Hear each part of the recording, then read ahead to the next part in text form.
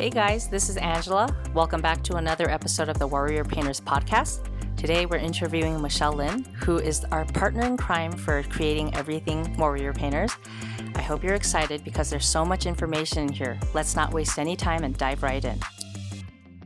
Hello, Michelle. How are you doing today? Doing good. How are you? I'm okay. Thanks for talking to me in the evening today. I want to have a one-on-one interview with you just to talk about your plein-air experience. Sounds good.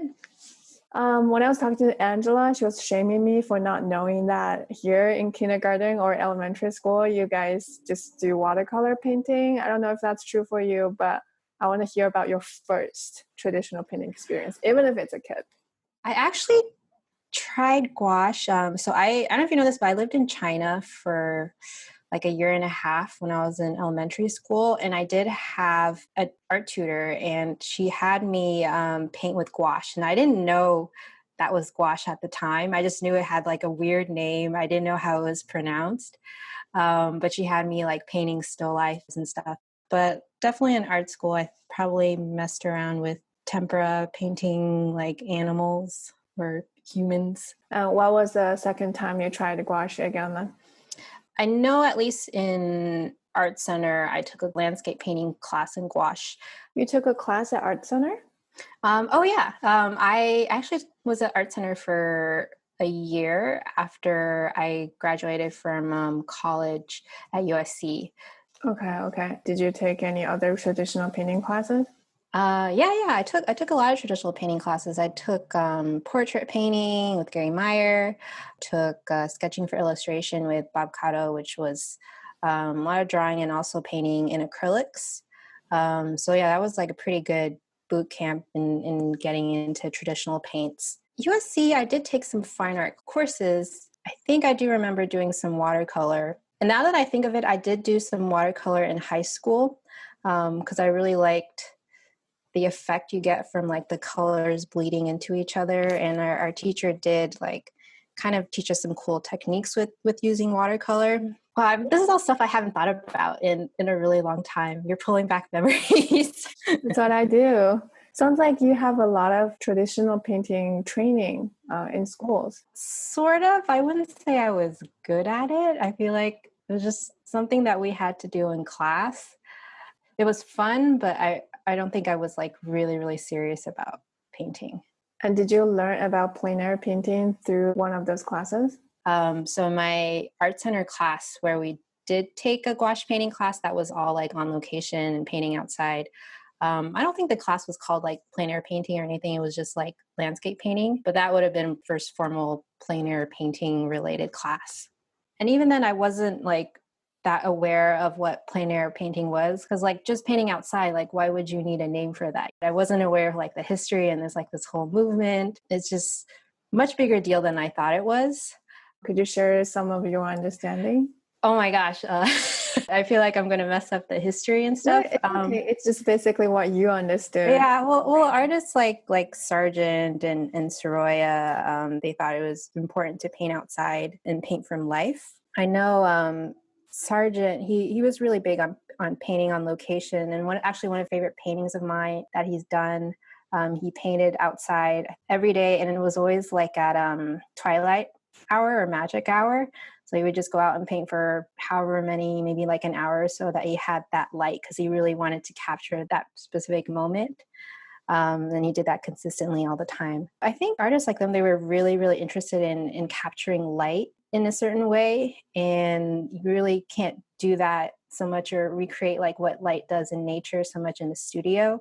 So painting on location was pretty important. I wish I knew more like female artists because a lot of these artists I'm talking about are male. Often if you look at pictures of these plein-air paintings, it's like dudes in suits, like wearing suits and painting with their fancy easels.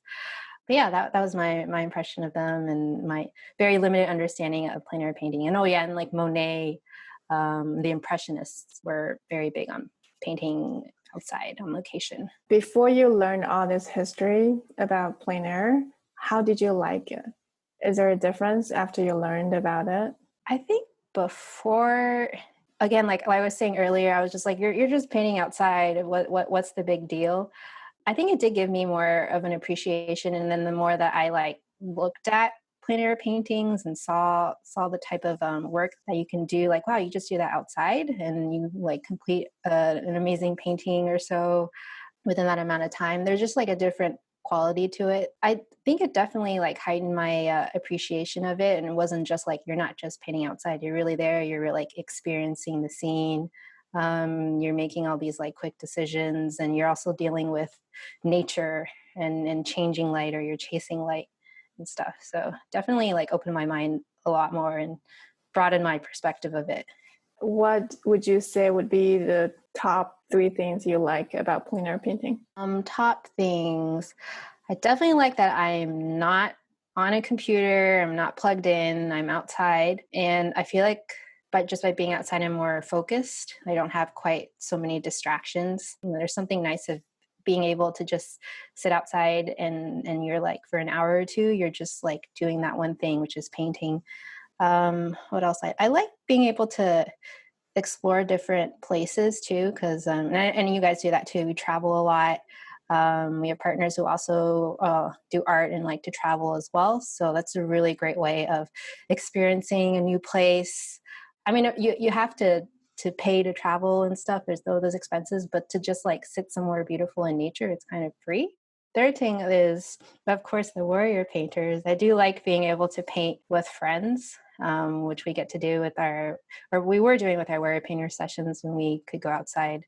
There's something nice about just being in like a group of artists. I also appreciate you don't have to like talk all the time. You can just like sit there and be with people. So you're like socializing, but without having to like talk.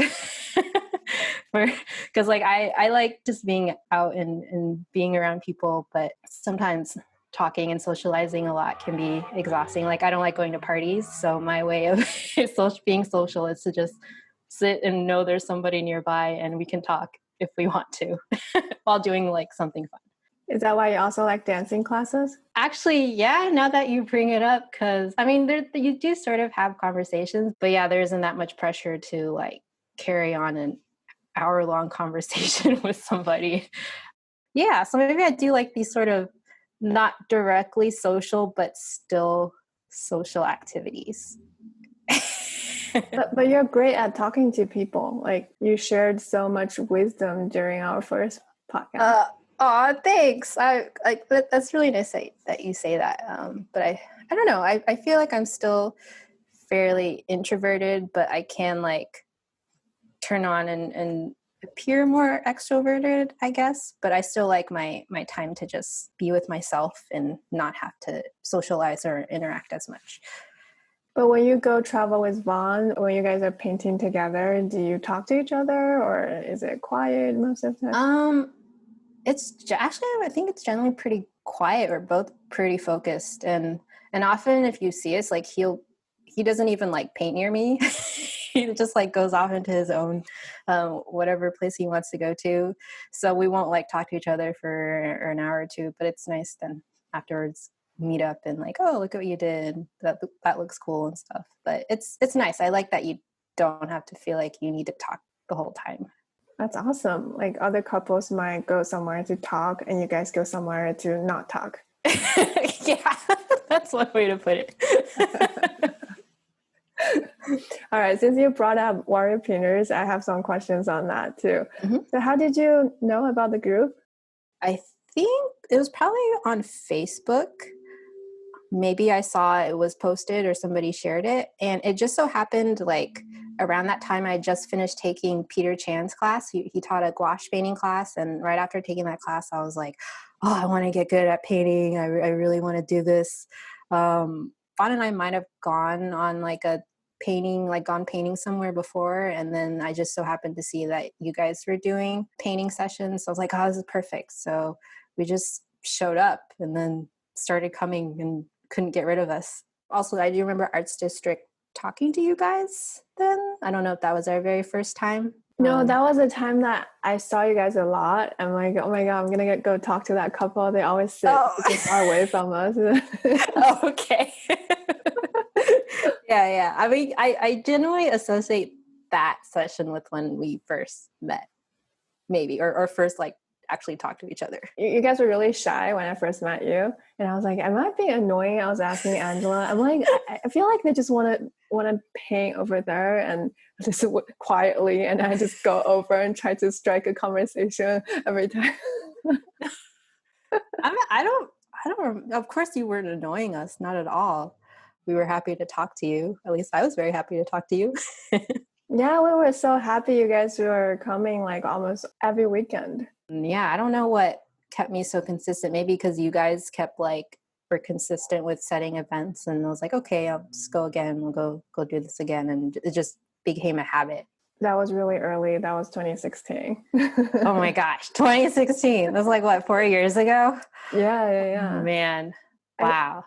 I don't know what happened, but like after a few months, we got kind of close, and you came up with Plein-air this hashtag. Oh my god. Was that you? Yeah. What did I do? This one? Yeah, I don't remember. Did I come up with the idea? You came up with no play, no game first. And then we were like, Michelle's so good with hashtags and we want to have like another thing. So we were talking about it.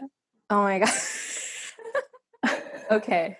Yeah, I don't even remember anymore. It's just because it's not mine, obviously. It's everybody else's.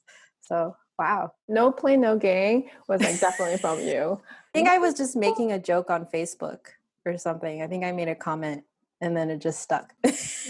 We can probably find the post somewhere. Loved it. Yay. Usually I'm not good with coming up with names. So that's one of the few. That was a good one. How did you decide to take on more responsibility in the group? Because you do a lot of behind the scene work and you are really good at organizing stuff. So. Aw, thanks. I don't know. I feel like it just sort of naturally happened. Because like we obviously got along pretty well, and I think I've always liked to be somewhat involved with organizing because I'm a fairly organized person, and I like to know what's going on. I like to know how things are, what's going to happen, and then like feel like it just naturally we would like talk more and then like plan more stuff, and it just happened. Did you think we were going to be this big? Because back then we only had like 6-7 people every time. Yeah, that's true. No, actually, I mean, I don't think I ever really thought like, oh, am I still going to be doing this in like a year? I was just more like, oh, this is fun. I'm enjoying this.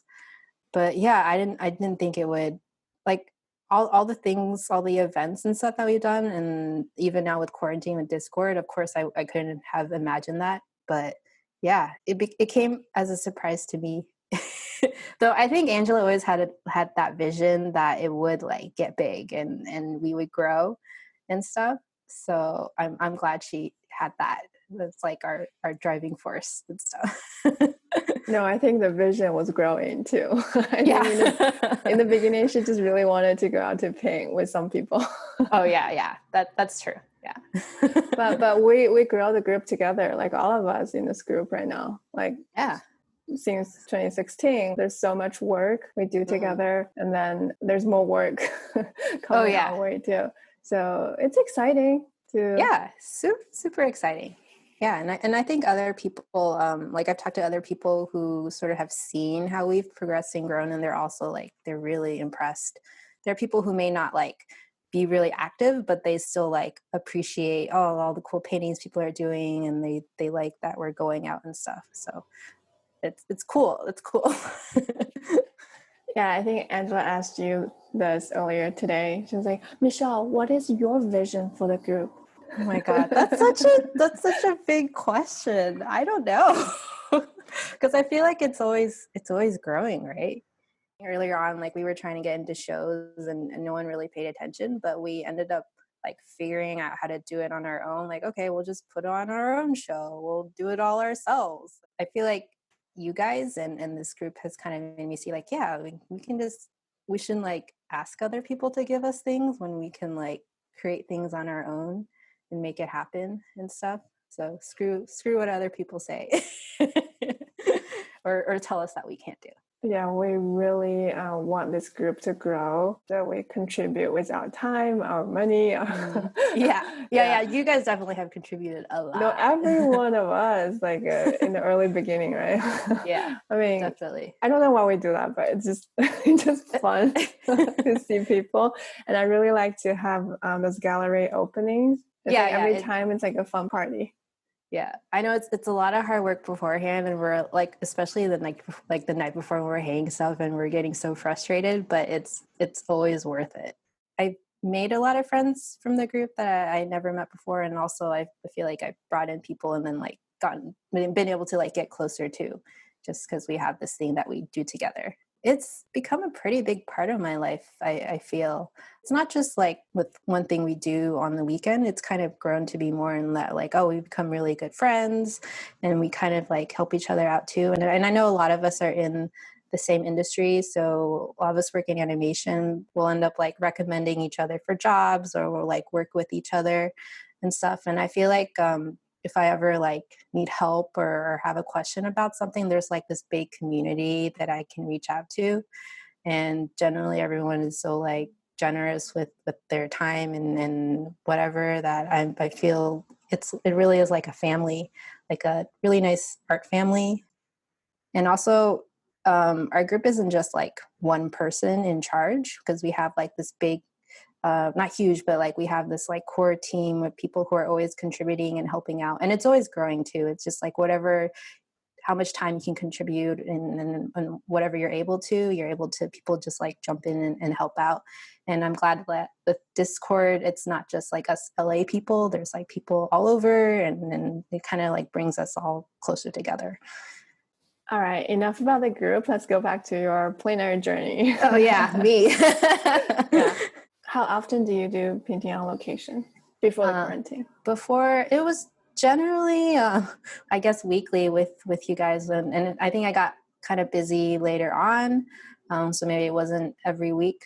What about painting from a photo reference? Do you do that sometimes at night after work?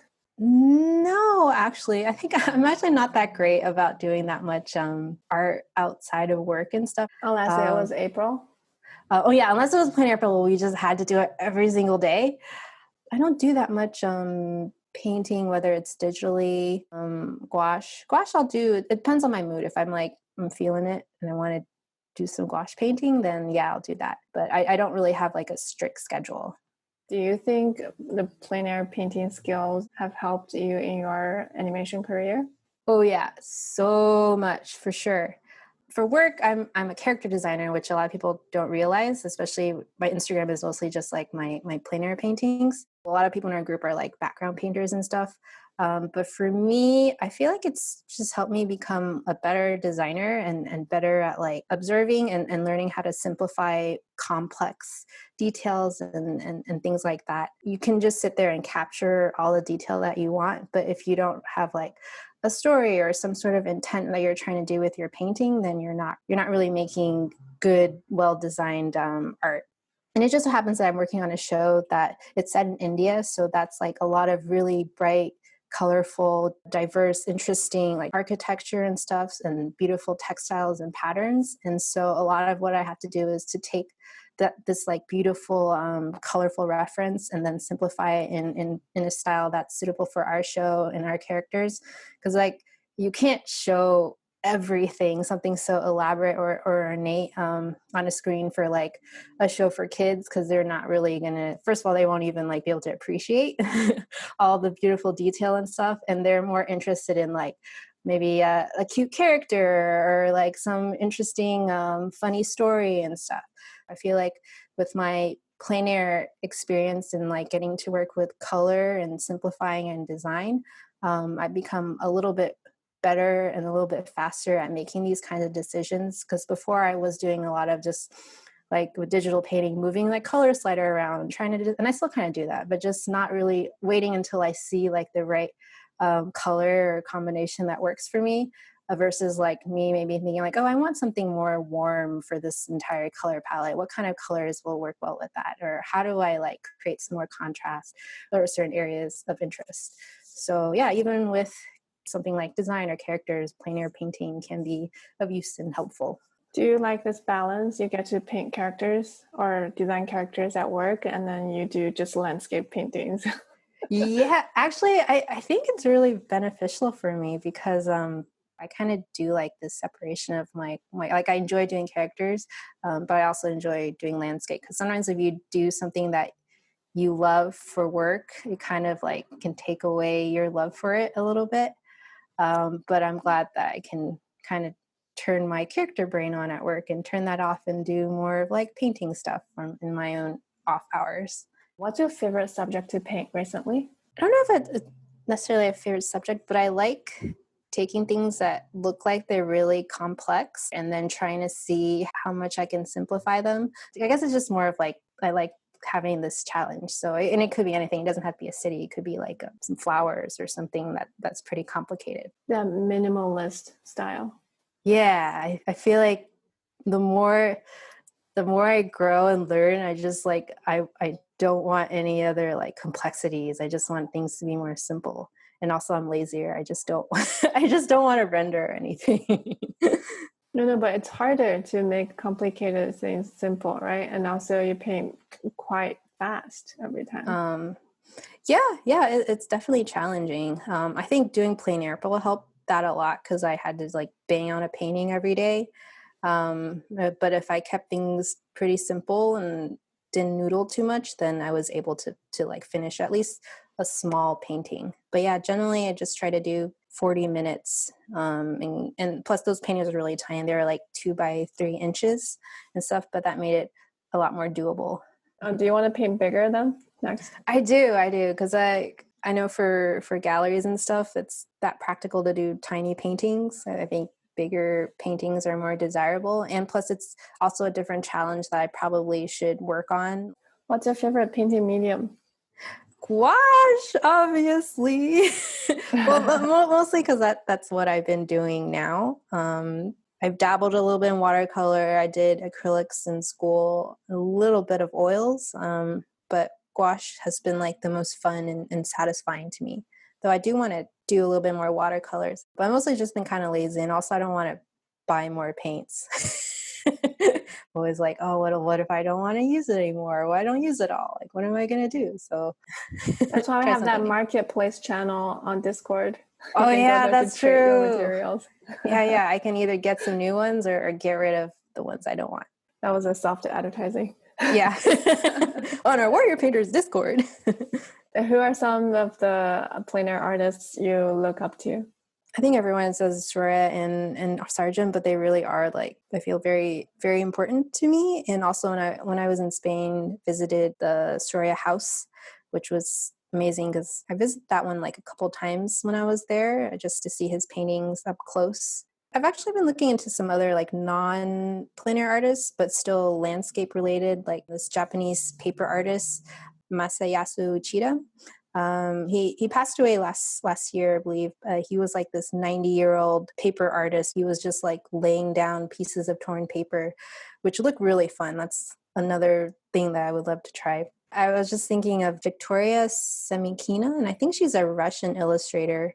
She does a lot of like editorial work and other children's book illustrations, but it's just so different from like other work that I've seen. And she also does like mixed media, which I think is really cool, where she does like collages and puts together different things. So that's something I'm always really interested in, like artists who are able to experiment and they don't just work in one medium. How do you get yourself motivated to paint? Often I'm not motivated.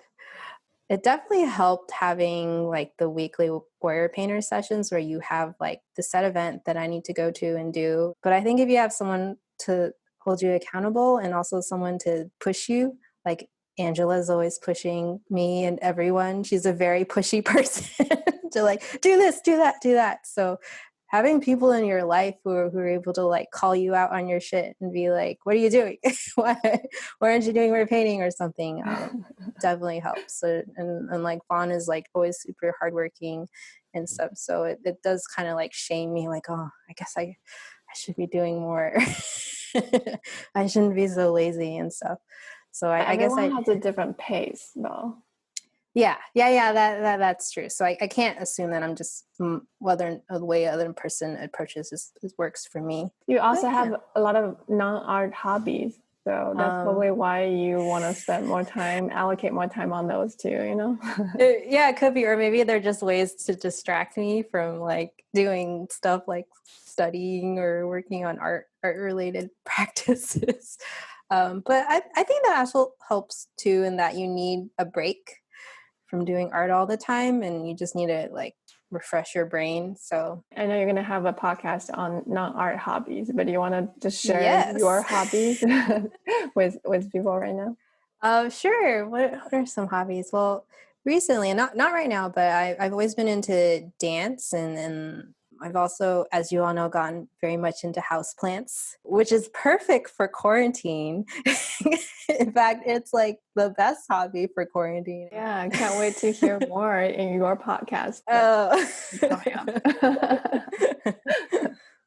right. And the last one is, can you share some of the tips for the people who are just getting into plein air painting? I get this a lot where people will be like, oh, you could do plein air painting. Oh, I saw you guys went out in your group, and like, oh, I really want to join. I'm like, yeah, so join.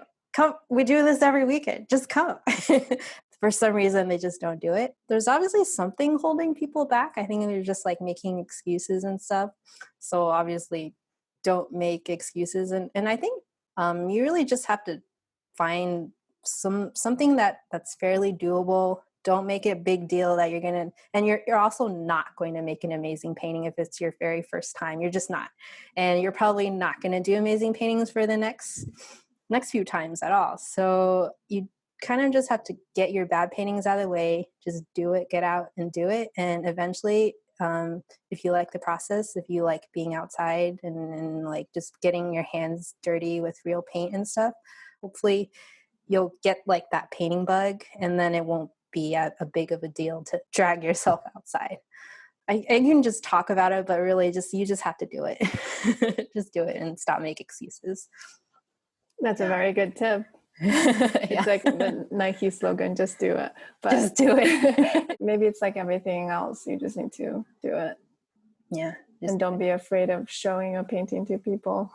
Yeah, exactly. Oh, I was going to talk about it. One of my earlier paintings, Vaughn found, and this was a couple of years ago, and I think it's one of like very first paintings that I did, and he thought it was so bad he started laughing, and I was like, oh my god, no, I need to throw this away, this is awful. And he was like, no, we need to keep this, don't throw this away, we're gonna keep this painting. And I'm like, no, I'm so embarrassed, somebody can see this painting. But the reason why you have to keep it is that you can see how far you have gone, right? That's true. Maybe I'll try to dig it up if I still have it. It was pretty bad. All right. I think that's it. Thank you so much for today. Thank you. Hope you enjoyed this podcast. If you have any suggestions, please leave your comments on whichever platform you're listening with.